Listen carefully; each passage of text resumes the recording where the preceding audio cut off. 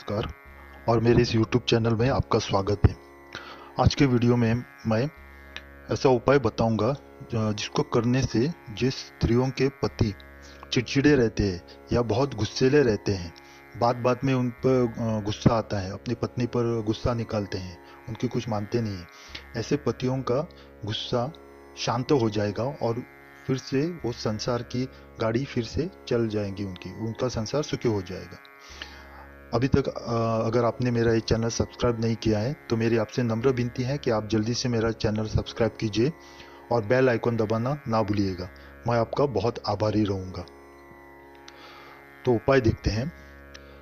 जब भी कोई स्त्री शादी करके अपने ससुराल जाती है तो ज़्यादातर अरेंज मैरिज होते हैं गांव में या कहीं पे, तो पति का स्वभाव पहले पता नहीं चलता है। वो बहुत चिड़चिड़े होते हैं या गुस्सेले होते हैं। खाने पर बैठे तो कुछ गुस्सा आया तो खाना फेंक देते हैं और अपने पत्नी को मारते पीटते हैं या उन पर बहुत गुस्सा निकालते हैं।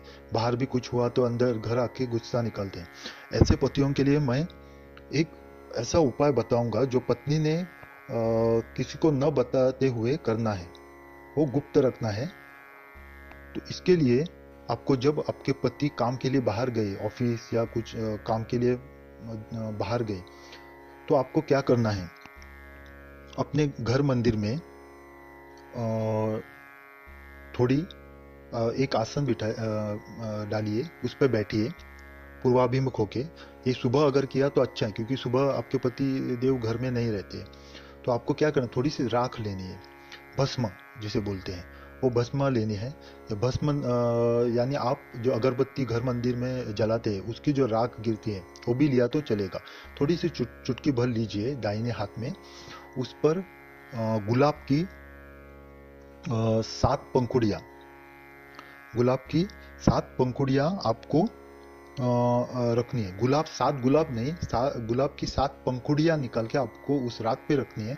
और करेला जो होता है, तो करेले के 3 बीज, सिर्फ 3 बीज करेले के हाथ के ऊपर, और राख 7 गुलाब की पंखुड़ियाँ और 3 बीज करेले के, वो रख के मुट्ठी बंद करके आपको आसन पर बैठ के पूर्वाभिमुख होके 1100 बार आपको ओम ह्रीम नमः इस मंत्र को जाप करना है, मुट्ठी बंद करके। ये जाप खत्म हो जाने के बाद आप वो राख और गुलाब की पत्तियां और 3 जो करेले के बीज हैं, उनको एक लाल कागज में, लाल कागज का एक टुकड़ा लीजिए, उसमें डाल के एक पुड़िया जैसे बनाइए। आप उसको ताबीज जैसे बनाते हैं ना, वैसे पुड़िया बनाइए। और वो पुड़िया आपको, जो पतिराज आपके सोने के वक्त तकिया लेते हैं, उस तकिए को अगर सिलाई की है एक साइड में, तो सिलाई वो छोड़ दीजिए और उसके अंदर वो बीचों बीच, यानी ऊपर भी नहीं दिखना चाहिए, क्योंकि ये किसी को पता नहीं होना चाहिए। अगर पतिराज को पता चल गया तो ये उपाय फेल हो जाएगा और आप पे और गुस्सा हो जाएंगे वो। तो आपको क्या करना है, जो कपास होता है अंदर, तो कपास के बीचों बीच डालना है, किसी को पता नहीं चलना चाहिए। और बाद में फिर से सिलाई कीजिए आप वो, और वही तकिया आपको अपने पतिराज को सोते वक्त देना है।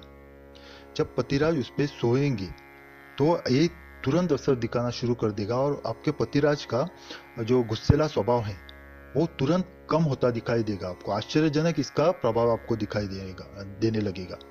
पर आपको एक ध्यान रखना है, ये बहुत जरूरी है, एक ध्यान रखना है कि आपको ये उपाय करने के बाद, जिस दिन आप ये उपाय करोगे उस दिन से आपको 4 महीने तक केला, दूध और कद्दू, ये 3 नहीं खाना चाहिए 4 महीने तक। बाद में खाया तो चलेगा, पर 4 महीने तक ये 3 आपको नहीं खाने चाहिए।